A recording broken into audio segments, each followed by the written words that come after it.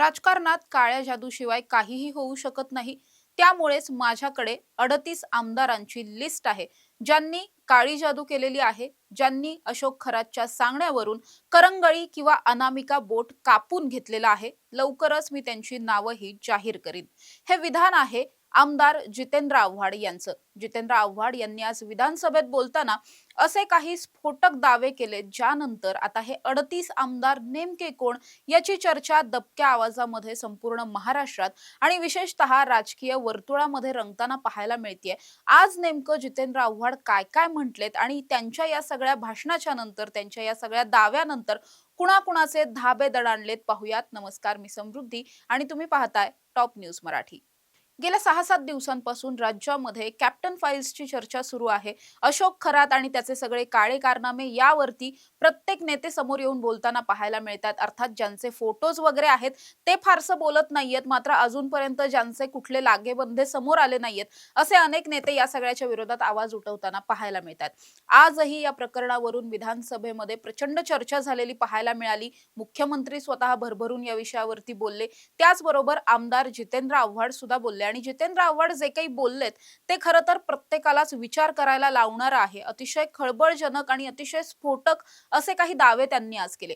सगळ्यात महत्त्वाचं होतं ते म्हणजे मुख्यमंत्र्यांना या खुर्चीवरून, म्हणजे मुख्यमंत्र्यांच्या खुर्चीवरून त्यांना खाली खेचण्यासाठी, देवेंद्र फडणवीसांना या पदावरून खाली खेचण्यासाठी काही लोक आहेत जे या सगळ्यामध्ये काळ्या जादूचा वापर करत आहेत. काहींनी अघोरी पूजा घातलेल्या आहेत, असा सगळ्यात मोठा दावा आज जितेंद्र आव्हाड यांनी केला. त्यांचं असं म्हणणं होतं की गेल्या काही वर्षांपासून स्वतः मुख्यमंत्री देवेंद्र फडणवीस यांना त्यांच्या पदावरून खाली खेचण्यासाठी म्हणून काही लोक आहेत जे अघोरी पूजेची मदत घेतात, जादू टोण्याची, तंत्रमंत्र विद्येची मदत घेताना पाहायला मिळतात. असे काही लोक आहेत जे या अशोक खरातकडे पूजा घालण्यासाठी गेलेले होते. या सगळ्यांनी मिळून काही पूजा घातलेल्या आहेत. यातली सगळ्यात महत्त्वाची पूजा होती ती स्वतः मुख्यमंत्र्यांच्याच विरोधात घातली गेली होती की हे पद जे आहे ते रिकामं व्हावं आणि दुसरा कोणीतरी आपल्या आवडीचा नेता त्या ठिकाणी बसावा, यासाठी म्हणून या सगळ्या पूजा अर्चा घातल्या जात होत्या. थोडे थोडके नाही तर तब्बल 38 आमदार आहेत, ज्या 38 आमदारांनी या अशोक खरातच्या सांगण्यावरून या सगळ्या पूजा अर्चा आणि हे सगळे अघोरी प्रकार करण्यासाठी म्हणून स्वतःची बोटं कापून घेतलेली आहेत. या सगळ्याच आमदारांची लिस्ट आपल्याकडे आहे आणि काही दिवसात आपण त्यांची नावं सुद्धा जाहीर करू, असं जितेंद्र आव्हाड म्हणाले. त्याचबरोबर ते असं सुद्धा म्हटलेत की हे जे काही काळी जादू वगैरे हे जे काही सुरू होतं, हे सगळं खुद्द मुख्यमंत्र्यांना 6 महिन्यांपूर्वीच समजलेलं होतं.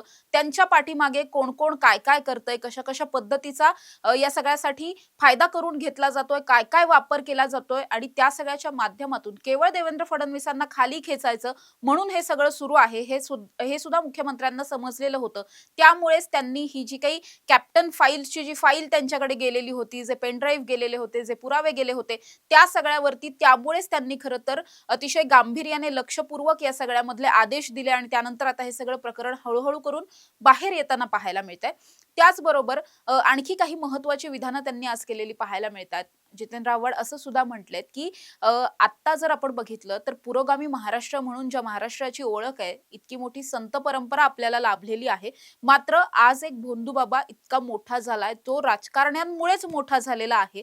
त्यामुळे या राजकारण्यांनी नेमकं कुणी-कुणी कशा-कशा पद्धतीने या भोंदूबाबाला मदत केली आहे, त्यावरती सुद्धा ते बोललेले आहेत. म्हणजे अगदीच तत्कालीन मुख्यमंत्री एकनाथ शिंदे यांच्या कार्यकाळाच्या मध्ये खरं तर या अशोक खरातसाठीचं जे त्याचं जे मंदिर आहे, या मंदिरासाठी एक रस्ता त्यानं मागितलेला होता, जो रस्ता मंजूर केला गेला. त्यानंतर मंत्रिमंडळाच्या उपसमितीनं लाखो लिटर पाणी याला दिलं, काहींनी जमीन दिली आहे, काहींनी आणखी काही दिलेलं आहे.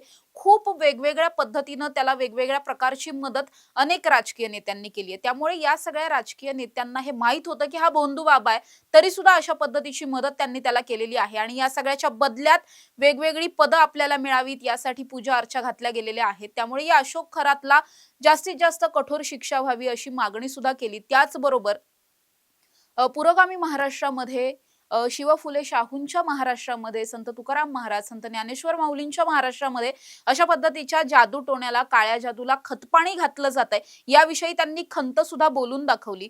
आजचं त्यांचं जे भाषण आहे ते संपूर्ण सभागृहामध्ये गाजलेलं पाहायला मिळतंय. त्याचबरोबर त्यांनी आणखी एक महत्त्वाचा किस्सा असा सांगितलाय, की 3-4 दिवसांपूर्वी जेव्हा हे अशोक खरात प्रकरण समोर आलं, मग रुपाली चाकणकरांचा एक बँडेज लावलेला फोटो समोर आला, त्यानंतर सुनील तटकरेंचा तशाच पद्धतीचा एक फोटो समोर आला.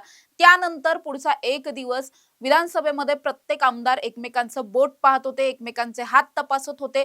कुणी याआधी अशा पद्धतीने अनामिका कापलेल्या आहेत, करंगळ्या कापलेल्या आहेत, कुणी अशा पद्धतीने अशोक खरातकडे जाऊन काही पूजा घातल्यात का, याविषयी दबक्या आवाजात चर्चा ही विधानसभेमध्ये सुद्धा सुरू होती. आणि त्यामुळेच खरं तर या अशोक खरातकडे जाणाऱ्यांची संख्या ही खूप मोठी आहे. हळूहळू करून याविषयी आपण बरीचशी माहिती समोर आणूयात, अशा पद्धतीचं विधान त्यांनी केलंय. मुख्यमंत्र्यांना हे सगळं आधीपासून ठाऊक होतं असं सुद्धा ते म्हटलेले आहेत. त्यामुळे आता ही जे काही 38 आमदारांची त्यांनी एक लिस्ट आहे असं म्हटलंय, हे 38 आमदार नेमके कोण, आणि जर ही यादी खरी असेल तर मुळात हे जे कोणी असतील 38 आमदार त्यांचे मात्र धाबे दणाणलेले असणार आहेत. त्यामुळे ते आमदार नेमके कोण याची उत्सुकता आता संपूर्ण महाराष्ट्राला लागली आहे. आणि त्या आमदारांची नावं जितेंद्र आव्हाड समोर आणतात की मग खुद्द मुख्यमंत्रीच समोर आणतात, याकडे सुद्धा संपूर्ण महाराष्ट्राचं लक्ष लागलेलं पाहायला मिळतंय. अशा ताज्या आणि महत्त्वाच्या बातम्यांसाठी तुम्ही पाहत राहा टॉप न्यूज मराठी. आपला महाराष्ट्र, आपली बातमी. तुमची car, electric panel, data server आगीपासून सुरक्षित आहे का? नाही? मग आजच बसवा F protect temperature activated fire suppression device. यामध्ये आहे eco friendly non toxic pressurised liquid, जे आग लागल्यास क्षणार्धात ऍक्टिव्हेट होऊन आगीवरती मिळवते नियंत्रण. बसवण्यास अतिशय सोपे आणि सुटसुटीत. टेकालिपचे एक दर्जेदार उत्पादन एफ प्रोटेक्ट.